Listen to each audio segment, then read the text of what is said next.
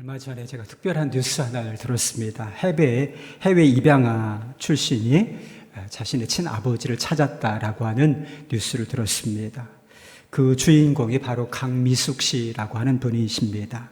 입양아가 성장한 후에 자기 친아버지나 어머니를 찾는 경우는 대단히 드문 경우라고 하는 것입니다.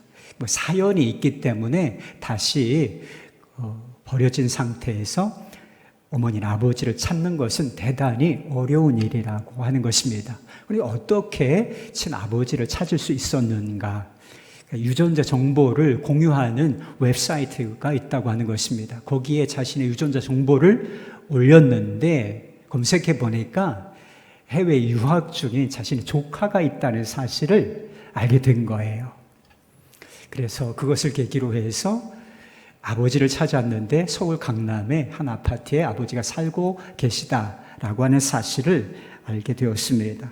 그러나 그녀는 아버지를 즉시 만날 수는 없었습니다. 미숙 씨가 아버지의 혼외자, 바람을 피워서 낳은 딸인 거죠. 혼외자였는데 그 이복 언니들이 이 미숙 씨와 엮이는 것을 우리가 원치 않는다, 이런 사유로 미숙 씨가 아버지를 만나는 것을 가로막았기 때문인 것입니다. 아버지는 어땠을까? 후정이라는 것이, 그래서 나은정이라는 것이 있는 것 아니겠습니까? 그런데 아버지도 이 딸을 만나기를 원치 않았던 것 같습니다. 지난 3월에 아버지를 찾아서 아버지가 살고 있는 아파트에 벨을 눌렀는데 아버지가 손사래를 치면서 이 딸을 쫓아냈다는 것입니다. 얼마나 자존심에 큰 상처를 받았겠습니까? 그러나 이 미숙 씨는 물러서지 않고 친자 확인 소송을 내서 얼마 전에 승소 판결을 받았다는 것입니다. 이 강미숙 씨가 왜 친자 확인 소송을 냈는가? 무슨 유산에 관심이 있었던 것인가? 그렇지 않고 오직 자기가 소송을 낸 이유는 하나뿐이라고 했습니다. 오직 그분이 내 아버지라고 하는 사실, 내 생모는 누구이고 지금 어디에 사는지, 그리고 왜 나를 버렸는지만 확인하면 된다. 아버지가 나를 만나고 싶지 않다면 아버지로부터 직접 그 이야기를 듣고 싶다, 이렇게 이야기했어요. 그리고 어머니를 정말 찾고 싶었던 것 같습니다. 영상 인터뷰에서 어머니에 대한 만나고 싶은 마음을 표현하며 서툰 우리말로 이렇게 이야기했습니다. 엄마, 많이 힘들었어요. 여기까지 너무 싸웠어요. 그러니까 웃어주세요. 미안해하지 말고 그냥 우세요. 만나고 싶어요. 강미숙입니다. 아이를 버린 거잖아요. 그런데 그 아이가 잘 성장했습니다. 그 아이가 나타났다면 돌봐주지 못한 죄가 있으니 그 아이 앞에 엎드려서 용서를 구해야 하는 것이 마땅한 일이 아니겠습니까? 그런데 혼외자라고 하는 이유로 딸을 만나주지 않았던 이 아버지, 얼마나 매정해요. 제가 다 야속한 생각이 들었습니다. 여러분은 누군가에게 거절을 당해보신 적이 있으십니까? 그것도 아주 친절할 것이다. 그리고 사랑을 기대하고 나아간 누군가에게로부터 이 냉정, 이 거절을 경험하신 적이 있는가 말입니다. 사실 우리가 살아오면서 얼마나 많은 가족들로부터 또는 친구들로부터 주변 사람들로부터 얼마나 많은 거절의 상처를 가지고 살고 있는 사람들인지 모릅니다. 거절감이라고 하는 상처가 크게 한 번 나면 그것이 반복될 것이라고 하는 두려움을 가지게 되는데, 이 두려움이 깊어지면 장애가 생긴다 그래요. 회피성 인격 장애라고 하는 것이 자리 잡게 되는데, 그 회피성 인격 장애에 대한 정의를 이렇게 내리고 있었습니다. 회피성 인격 장애를 겪는 사람은 자존감이 낮고 거절에 대한 지나친 경계심을 가지고 있다. 이들은 타인이 자기를 어떻게 평가하느냐에 마음을 쓰며 타인이 자신을 싫어하는 눈치가 조금이라도 보인다면 실망하고 모욕감을 느낀다. 또 대인관계 형성에 어려움을 겪기 때문에 괴로워한 나머지 타인들로부터 떨어져 나와 은둔 생활을 선택하기도 한다. 이와 함께 우울증, 불안장애, 타인에 대한 분노 등이 함께 나타날 수 있다. 이것이 여러분의 마음의 상태를 설명하는 것이 아니기를 바랍니다. 불행한 거예요. 본문의 말씀에 보면 거절감으로 큰 상처를 받았을 만한 여인이 나와요. 그러나 이 여인에게서 발견된 것은 분노, 회피성 인격장애, 두려움 이런 것이 아니라 놀랄 만큼 큰 믿음이었습니다. 거절이라고 하는 동일한 상황을 만난 것인데 어떤 사람은 두려움과 분노로 그리고 회피로 반응하지만 어떤 사람은 큰 믿음으로 반응할 수 있다는 사실, 이것이 오늘 본문 말씀이 우리에게 시사해 주는 바인 것입니다. 예수님께서는 손을 씻는 문제로 정결내죠. 정결하고 하는 문제로 바리새인들과 논쟁을 벌이신 이후에 어딘가로 이동을 하시게 되는데 그것이 바로 두로 또는 시돈이라고 하는 지역이었습니다. 이 지역은 이방인 땅이었습니다. 유대 땅이 아니에요. 하나님께서 주신 땅이 아닙니다. 이방인들이 거주하고 있는 땅이었는데 예수님께서 그곳으로 향하신 이유는 사역을 하시기 위함이 아니었습니다. 복음의 말씀을 가르친다든지 축사 또는 병 고침 이런 사역을 목적으로 가신 것은 아니었던 것으로 보입니다. 사역에 여유를 가지시며 그리고 제자들을 따로 사람들로부터 분리된 상태로 가르치기 위하여 이런 두로, 시돈 이런 지역으로 가시기를 원하셨던 것으로 보여요. 그러나 예수님께서 오셨다는 소문이 얼마나 빠르게 삽시간에 퍼지는지 귀신 들린 딸 아이를 둔 이 여인이 그 소식을 듣는 것입니다. 그러나 이 여인이 예수님 앞에 나아가는 것은 결코 쉬운 일이 아니었습니다. 거대한 장벽 하나가 존재하고 있었어요. 마가복음 2장에 보면 한 중풍병자 이야기가 나오죠. 꼼짝도 못하고 그저 누워 살아야 했던 이 사람이 예수님께서 오셨다는 소식을 듣는 것입니다. 이분에게 가면 내가 고침을 받을 수 있겠구나. 이 사람과 친구들이 그렇게 생각하고 예수님 앞에 나아가려 하지요. 그런데 어느 집에 사람들이 아주 꽉 예수님을 중심으로 들어차 있었기 때문에 그 많은 사람들을 뚫고 침상을 들고 나아가기는 불가능하다는 판단을 내려요. 그냥 포기할 것인가? 아니었습니다. 아주 창의적인 방법으로 예수님께 나아가기를 선택하는데 지붕 위로 올라가서 그 지붕을 뚫어낸다는 거예요. 그리고 침상채 중풍병 환자를 달아 내리는 모습을 보게 됩니다. 그래서 예수님께서 이들의 믿음을 보시고 중풍병자를 깨끗하게 고쳐주시는 장면이 나오는 것입니다. 예수님과 중풍병자 사이에는 많은 사람들, 예수님을 중심으로 모인 많은 사람들이라고 하는 유형의 장벽이 있었다면 예수님과 이 여자 사이에는 이 유형의 장벽보다도 훨씬 더 높은 무형의 장벽이 존재하고 있었다는 것입니다. 마가는 그 장벽을 장벽이라고 설명하지 않지만 그 당시 사람이라면 유대인이라면 다 알고 있었던 이 장벽에 대해서 이렇게 이야기합니다. 26절 그 여자는 헬라인이요 수로보닉의 족속이라. 이 여인은 여자였습니다. 남자 아니고 여자였고 유대인이 아니라 헬라 이방인이었으며 그 중에서도 악명이 높은 수리아 베니게의 이교도였습니다. 이방인이며 그것도 이교도인 그것도 여자. 유대계 전통이라고 한 입장에서 보면 이 여인은 부정함의 총집합체와 같은 존재였어요. 그래서 상종할 수 없는 존재. 그런 인물이었습니다. 지난주에 말씀을 살펴볼 때 유대인들이 장로들이 어떤 전통을 만들어냈느냐 하면 음식을 먹을 때 손을 씻어야 했습니다. 뿐만 아니라 시장에 갔다 와서 반드시 물을 뿌리고 손을 씻어야 하는 전통까지를 만들어냈다는 것입니다. 왜 시장에 갔다 와서 반드시 손을 씻어야 하는 전통을 만들어낸 것인가? 시장에서 혹시라도 부지 중이라도 이방인과의 접촉이 있을까봐, 그 이방인과의 접촉을 통하여 내가 더럽고 불결해질까봐 정결례를 행하고자 했던 것입니다. 수로보내기의 요인도 유대인 남자와 이방인 여자 자신 사이에 이런 무형의 장벽이, 높은 장벽이 존재한다는 사실을 알고 있었을까?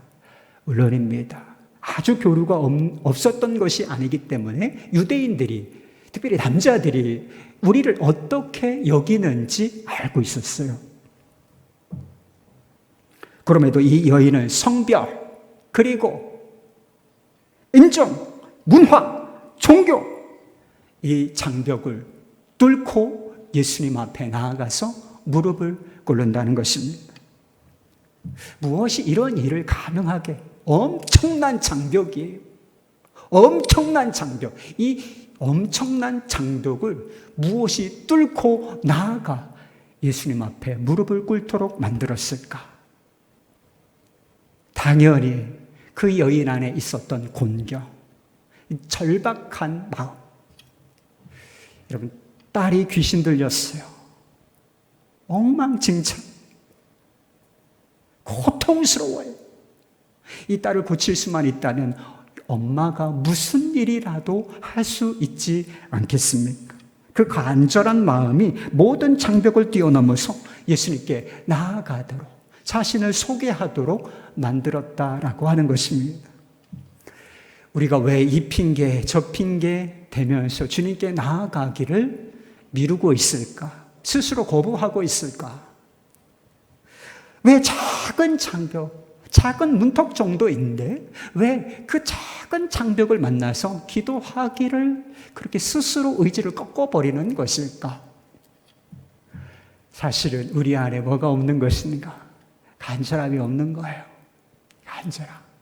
기도하기 어렵죠. 저도 인정합니다. 그러나 간절한 마음이 있는 사람은 그 모든 장벽을 뚫게 돼 있어요.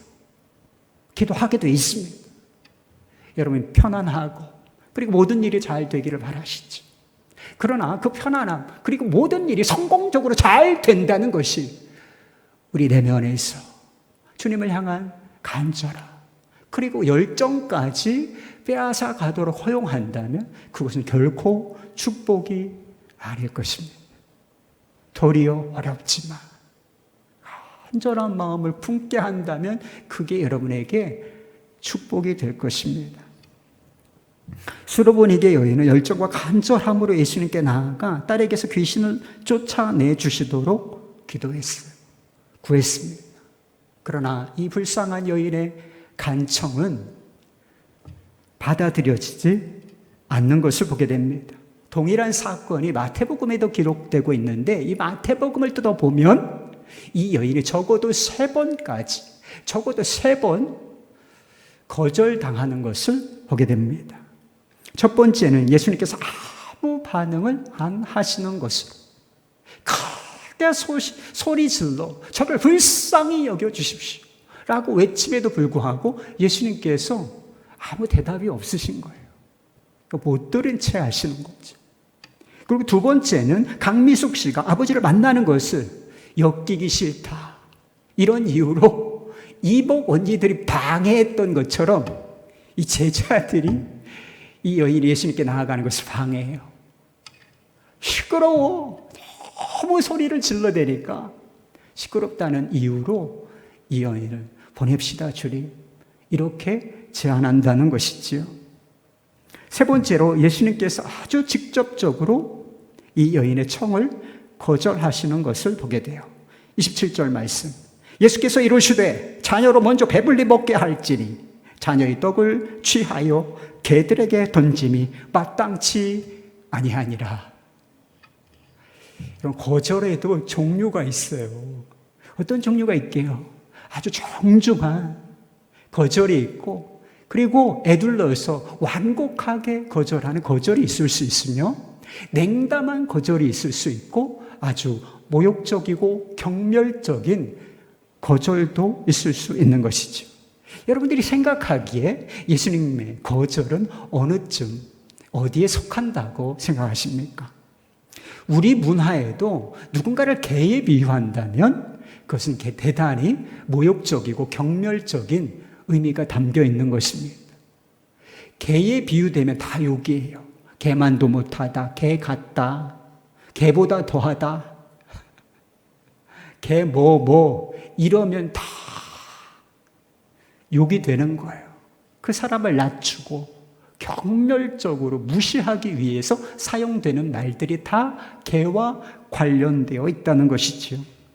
유대인들에게도 개라는 표현은 더럽고 가치 없는 존재를 경멸적으로 일컫는 말이었어요. 특별히 이들이 개라고 부르는 사람들은 누구였는가? 하나님을 모르는 이방인들, 우상 숭배자들, 이들은 개 같은 자들이다, 상종 못할 자들이다, 이렇게 공공연하게 불렀다는 것입니다. 예수님께서 이런 의미로 이 여인에게 개라는 표현을 사용하신 것일까? 그것은 정확하지가 않습니다. 좀 이해하기가 좀 어려워요. 예수님께서 사용하신 단어가 그냥 잡종견, 큰 개를 의미하는 그런 개가 아니고 아주 작은 귀여운, 지금으로 말하자면 반려견을, 애완용 개를 의미한다 그래요. 그래서 예수님께서 이런 단어를 사용하셨기 때문에 이것은 경멸적으로 이 여인을 표현하는 것은 아니었을 것이다, 이런 해석이 있는 것이 사실입니다. 그러나 하여튼 경멸적이는 의도는 없었다고 할지라도 절박한 여인이 거절감이라는 상처를 받기에는 충분한 표현이었던 것만큼은 부인할 수 없는 사실이에요. 뭔가 간절히 하라고 원하고 구하고 있는데 개들에게는 줄 것이 없다. 상식적으로 대단한 상처가 될 수 있는 그런 표현임에 틀림이 없어요. 만약 여러분 이와 같은 일을 겪는다면 여러분은 어떻게 반응할 것 같습니까? 기대와 소망을 가지고 예수님께 은혜 입기를 구합니다. 그러나 묵묵부다 아무런 응답이 없는 것이지 실망이 시작됩니다. 그리고 내 마음 속에서 거절감 같은 것이 스물스물 올라오기 시작하지.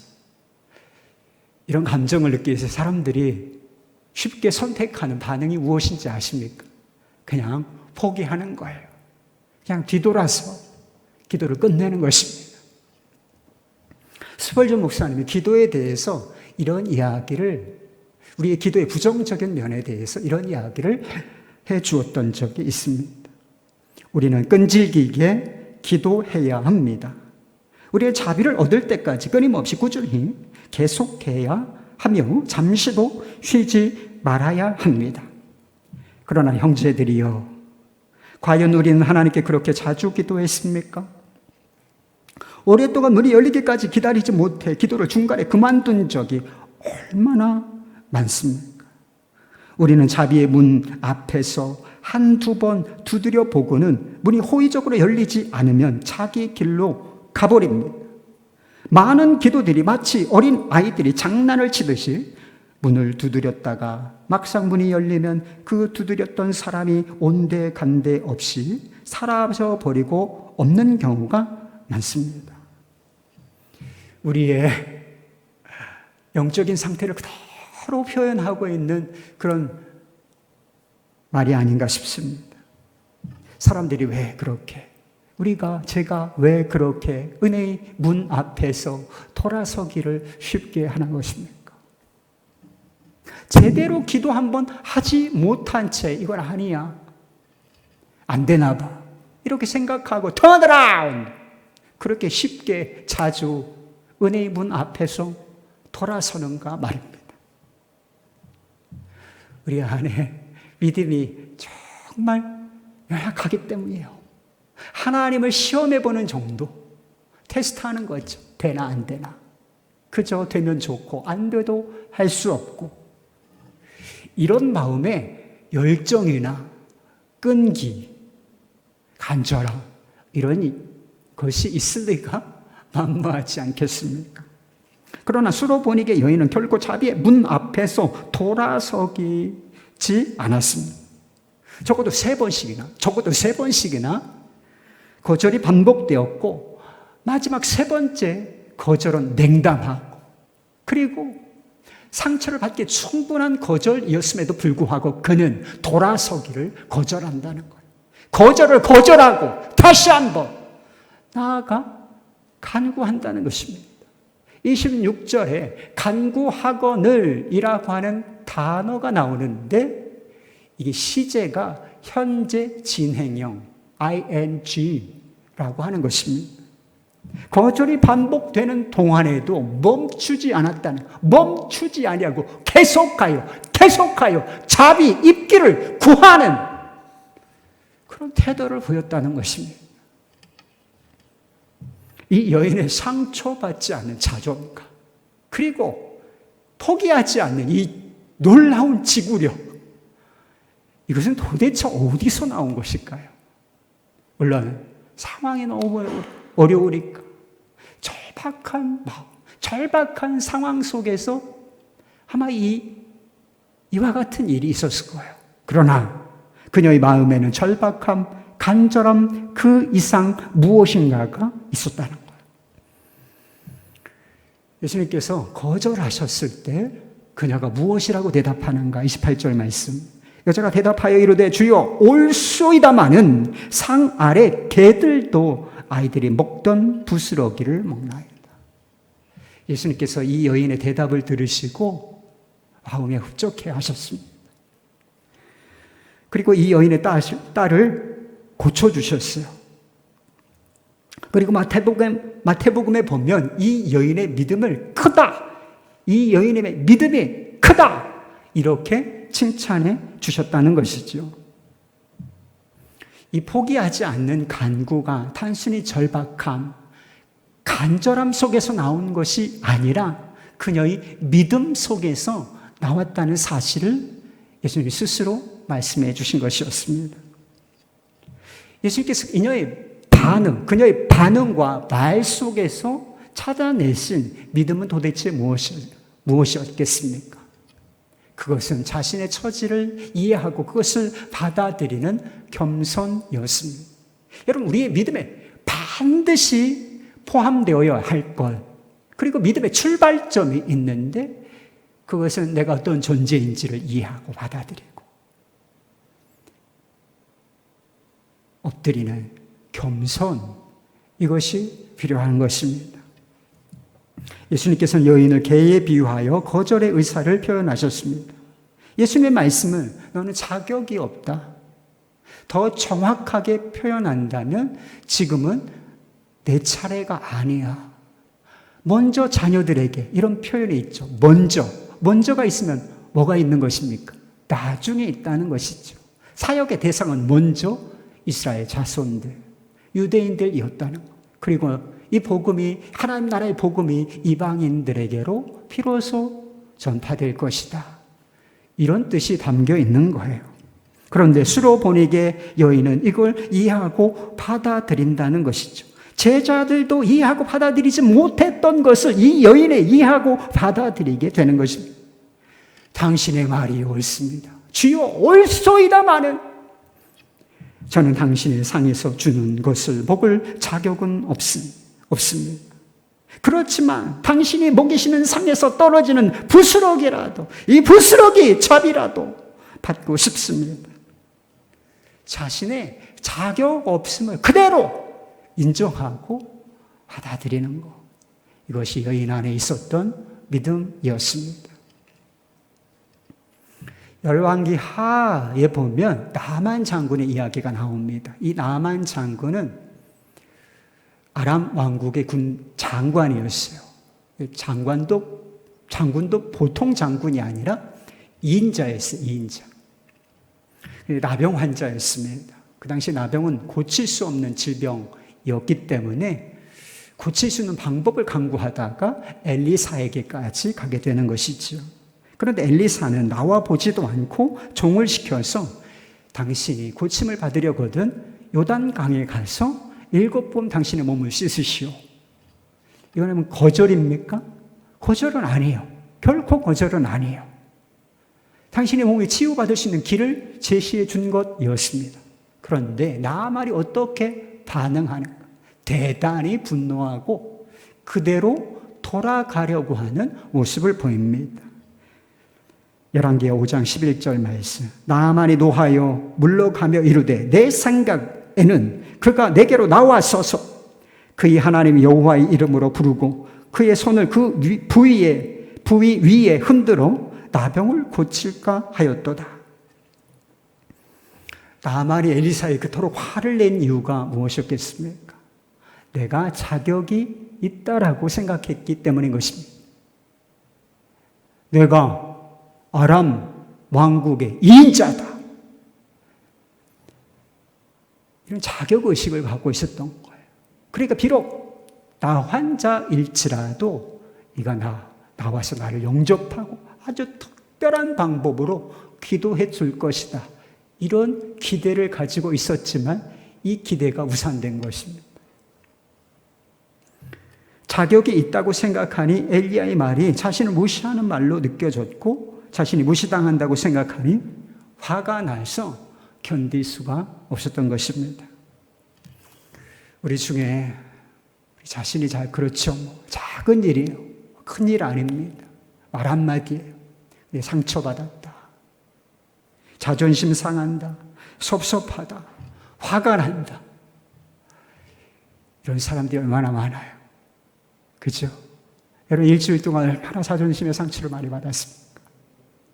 화가 난다. 이런 감정 얼마나 많이 느끼셨나요? 그런데 정말 그게 상처를 받을 만한 일이었는가? 그랬을 수도 있지만 아닐 수도 있는 거 아닙니까? 사람들에게는 물론이고 하나님에게조차 이런 태도를 보이는 사람이 있어요. 섭섭이 병이 들어와. 하나님께 토라져. 자존심의 상처를 받아. 뿐만 아니라 분노하는 사람까지 있다는 것입니다. 자신이 무엇인가 받을 만한 자격이 있다고 굳게 생각하고 있기 때문인 것입니다. 은혜라는 말을 우리가 자주 쓰지요. 근데 은혜라는 말에 정의가 있습니다. 도대체 은혜가 무엇인가? 자격이 없는 자에게 베풀어 주시는 하나님의 무조건적인 호의, 사랑, 선하심, 이것을 은혜라고 부르는 것입니다. 여러분은 내게 은혜가 필요하다고 느끼십니까? 주님, 제가 은혜가 필요합니다. 이게 무슨 뜻이에요? 저는 자격이 없는 자입니다. 이런 뜻을 가지고 있는 것입니다. 우리가 하나님 앞에서 무엇인가를 요구할 자격이 있습니까? 하나님께서 내게 무엇인가를 보상하시고 갚으셔야만 하는 마땅한 무엇이 있는가 말입니다. 없어요. 우리가 자격이 있다면 한 가지예요. 심판받을 자격. 지옥에 가야 할 자격밖에는 없다라고 하는 것입니다. 우리는 개보다도 더 나쁘고 더러운 죄인이기 때문인 것입니다. 여러분, 죄의 실상을 보지 못해서 그렇지 우리 안에 있는 악의 실상을 보게 된다면 우리가 소스라치게 놀랄 것입니다. 이것을 아는 것, 제가 더러운 죄인입니다. 제가 자격 없는 자입니다. 이것을 깊이 인식하고 이것을 받아들이는 것, 이것이 겸손이고 바로 믿음이라고 하는 것입니다. 이것을 겸손하게 받아들이는 순간 그것이 바로 믿음의 눈이 뜨이는 것이라는 것이죠. 우리가 잘 부르는 찬송가 하나가 있습니다. 하나님의 은혜로 이 쓸데없는 자 왜 구속하여 주는지 난 알 수 없도다. 잘 아는 찬송이 있죠. 여러분은 이 찬양을 그저 가사, 그저 멜로디에 따라서 찬양 인도에 따라서 부른 것이 아니라 정말 자기 내면의 고백으로, 진실한 고백으로 불러보신 적이 있습니까? 하나님의 은혜로 이 쓸데없는 자, 왜 구속하여 주시는지 난 도무지 모르겠네.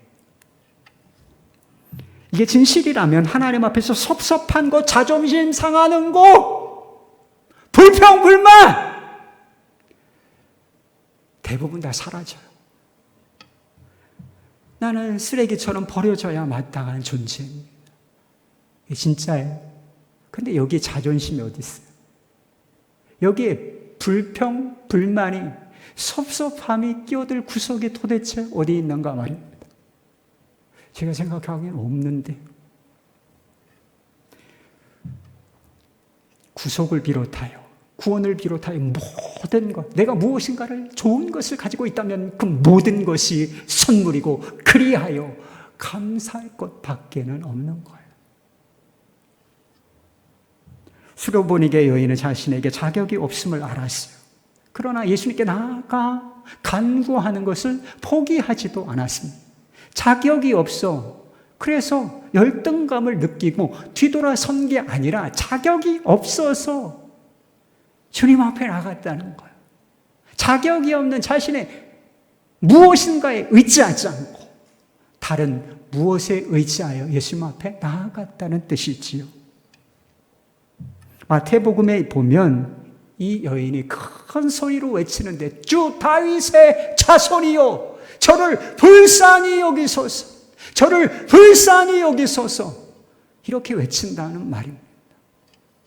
아무 자격이 없지만 예수님께서 그저 나를 자비와 긍휼로 대해 주시기를 소망하는 이 마음, 이 믿음, 오직 예수님의 자비와 긍휼에 의지하여 그녀는 포기하지 않고 간구하고 있었던 것입니다. 냉담해 보이는 예수님께서 내게 자비와 긍휼을 베풀어 주실까? 내가 부스러기 은혜라도 입을 수 있을까? 이 여인이 그렇게 믿었다는 거예요. 그렇기 때문에 포기하지 않고 자비를 구했던 것입니다. 자격이 없음을 철저하게 인정하는 것, 그러니까 동시에 주님의 자비와 긍휼을 의지하는 것, 나 자신을 완전히 내려놓고 부인하는, 오직 자비하신 주님께 소망을 두는 것, 이것이 예수님께서 이 여인 안에서 발견하신 믿음이고 바로 지금 우리에게서 찾아보기를 원하시는 믿음인 것입니다. 예수님께서 누가복음에 기도에 관한 교훈 한 가지를 비유로 말씀해 주셨는데, 불의한 재판관에 관한 비유입니다. 어느 도시에 하나님을 두려워하지 않고 사람을, 특별히 약자를 무시하는 재판장이 있었다는 것입니다. 한 과부가 재판장에게 자기의 억울한 원한을 풀어달라고 호소하지만 이 사람이 어땠겠어요? 무시하는 거죠. 개무시하는 겁니다. 또 찾아오고 개무시, 또 찾아오지만 개무시. 그러나 여인은 포기하지 않았고 결국은 재판장이 번거로움 때문에, 자비로워서가 아니라, 들어주고 싶은 마음이 있어서가 아니라 그냥 번거로워서 이 여인의 간청을 들어준다는 내용입니다. 어떤 사람은 이 비유를 강청기도의 모델로 여기는 것입니다. 자신이 원하는 바를 포기하지 않고 하나님 앞에 나아가 강청하면, 주님의 다리가 있다면 꽉 붙잡고 놓지 않는 이런 강청기도, 그럼 반드시 응답받는다. 들어보셨죠? 이런 강청기도의 모델로 여긴다는 것입니다. 그러나 이 비유의 핵심은 강청이나 끈질김에 있는 것이 아니라 하나님 아버지의 선하심에 있는 것입니다. 이 재판관이 불의합니다. 재판장이 불의해요. 나쁜 사람이에요. 그런데 반복적으로 이 여인이 와서 번거롭게 구는 것이죠. 그러니까 내 소원 내가 이루어준다. 그런데 하물며 하나님은 어떻겠느냐. 이 재판장은 불의합니다. 그러나 하나님은 선하시다는 거예요. 하나님이 선하시기 때문에 하물며 밤낮 부르짖는 자녀들의 기도에 하나님께서 응답하시지 않겠느냐. 이것이 비유의 핵심이 되는 것입니다. A.W. 토저 목사님이라는 분이 계시는데 우리의 진정한 기도의 토대, 우리가 딛고 서야 할 기도의 토대가 무엇인지를 이렇게 이야기한 적이 있습니다. 기억할 것은 오랜 시간 기도하는 것이나 소리 높여 울고 부르짖는 것 자체가 가치 있지는 않다는 것이다.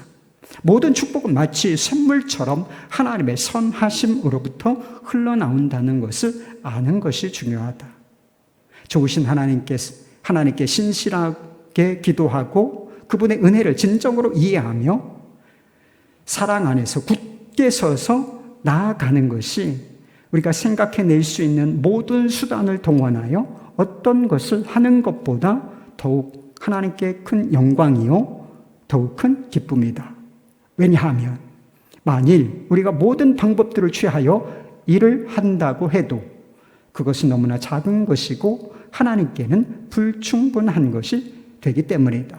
그러나 그분의 선하심 속에는 모든 것이 들어있고 또한 거기에는 어떤 실패함도 없다. 하나님의 선하심은 최상의 기도이며 우리의 가장 낮은 필요까지도 해결해 주시는 사랑이다. 여러분, 우리의 기도를 진정으로 가치 있게 하는 것이 무엇입니까? 내가 끈질기게 기도하니까, 내가 절박하게 간절함으로 열정으로 기도하니까 그 기도가 가치 있는 겁니까? 그러니까 주님이 들어주셔야 하는 것인가요? 아니라는 거예요. 그거 자체가 가치 있는 것이 아니라 그 기도 자체를 가치 있게 만들어 주시는 것은 하나님의 선하심, 가장 낮은 자의 필요까지 돌보아 주시는 사랑에 있다는 거예요. 하나님 정말 선하십니까? 하나님께서는 정말 나 같은 자도 받아들여 주시고 용납해 주실까요? 하나님이 정말 내 기도에 응답해 주시겠습니까? 이것에 대한 궁극적인 해답이 있어요. 그것이 바로 우리 주 예수 그리스도의 십자가인 것입니다. 예수님께서 십자가의 길을 걸으실 때 냉담을 경험하시고 거절을 경험하시게 됩니다. 예수님께서 이 여인에 대해서 거절하셨죠. 근데 이 정도 거절이 아니라 사람들로부터 무수한 배척과 배신과 거절, 그것도 제자들에게까지 거절을 당하십니다. 뿐만 아니에요. 하늘에 계신 하나님 아버지, 자기 온전한 연합을 이루었던 하나님 아버지로부터 거절을 당하신다는 거예요. 십자가 위에서 뭐라고 외치셨습니까? 나의 하나님, 어찌하여 나를 버리시나이까? 죄인의 몸으로 섰을 때 하나님으로부터 당하신 거절, 버림받은 이 거절감이 쓰나미처럼 예수님의 마음을 덮쳤다는 것을 표현한 거예요. 예수님께서 왜 이와 같은 냉담과 거절을 경험하셔야 했겠습니까? 이유는 단 한 가지예요. 우리를 향한 주님의 얼굴. 미숙 씨가 뭐라고 말했어요? 엄마 웃어주세요. 저 너무 힘들었어. 여기까지 오는데 너무 싸웠어. 그러니 웃어주세요. 하나님 아버지께서 우리에게 무서운 얼굴, 냉담한 얼굴을 아시는 것이요. 그 얼굴을 환하게 웃는 얼굴로 바꿔주시기 위함이었으며 우리를 거절이 아니라 완전한 수용으로 받아들여 주게 하시게끔 하기 위하여 이 일을 하신 것이었습니다. 혼외자라고 하는 이유로 아버지에게까지 거절을 당했던 이 미숙 씨. 그러나 예수님께서는 우리로 하여금 이렇게 고백할 수 있도록 하셨다는 것이지. 내 부모는 나를 버렸으나 여호와는 나를 영접하시리이다. 누구에게 버림받은 적이 있어요? 거절당하신 적이 있습니까? 하나님은 여러분 받아주실 거예요. 일본에 미츠하시 목사님이라는 분이 계시대요. 목사님이 참 드문데 귀한 목사님이시랍니다. 이분에게 한 가지 장애가 있었는데 어렸을 때 소아마비 장애를 앓게 되어서 저는 장애를 갖게 된 것이죠. 아버지가 정말 모질었어요. 아들을 향해서 무슨 표현을 썼느냐 하면 너는 쓸모없는 자식이야. 너는 쓸모없어. 이런 이야기를 그냥 밥 먹듯이 들었다는 것입니다. 하나님을 만나요. 복음을 듣고 복음을 통하여 하나님을 만났는데 그 순간에 하나님의 음성을 듣습니다. 나는 너를 사랑한다. 너를 향한 놀라운 계획을 가지고 너에게 생명을 주었다. 너도 쓸모가 있단다. 이 말 한마디가 이분의 인생을 완전히 바꿨어. 그래서 쓸모없는 사람이라고 생각하지 않고 점점 쓸모 있는 인생으로 바뀌어져 갔다는 것입니다. 그는 결국 많은 사람들의 영혼을 울리는 전도자로, 그리고 한 여인의 남편으로, 두 아이의 아버지로 많은 사람들에게 귀감이 되는 삶을 살고 있다는 것입니다. 이 목사님이 책 한 가지를 쓰셨는데 아버지로부터 들은 말이었어요. 너는 쓸모가 없어. 그러나 이것은 복음을 만난 이후에 이것은 역설이었습니다. 자신처럼 쓸모없는 인생, 이 쓸모없는 인생을 쓸모 있는 인생으로, 가치 있는 인생으로 바꾸시는 분이 주님이시다. 이것이 주님의 선하십니다. 이거예요. 십자가에서 보여주신 하나님의 선하심과 사랑에는 실패가 없습니다. Never fail. 실패 없는 선하심, 실패 없는 사랑. 이것이 십자가인 것입니다. 쓸모없는 인생, 우리의 쓸모없는 것 같은 기도조차 쓸모 있는 것으로 바꿔주시는 것이 주님의 선하심인 것입니다. 그 위에 굳게 선 사람만 최상의 기도를 드릴 수 있는 것입니다. 그 어떤 절망 속에서라도 포기하지 않고 주님 앞에 반복적으로 나아갈 수 있는 기도의 끈기를 가질 수 있는 것입니다. 다윗이 하나 독특한 표현을 한 것이 있습니다. 성도들을 향하여 너희는 하나님의 선하심을 맛보아 알지어다. 사랑하는 여러분, 하나님의 선하심을 맛보아 알기 전까지는 결코 포기하지 마시기 바랍니다. 그 자비의 문이 활짝 여러분 앞에 열리기 전까지는 결코 자비의 문을 두드리는데 포기하지 않으시길 바랍니다. Never give up.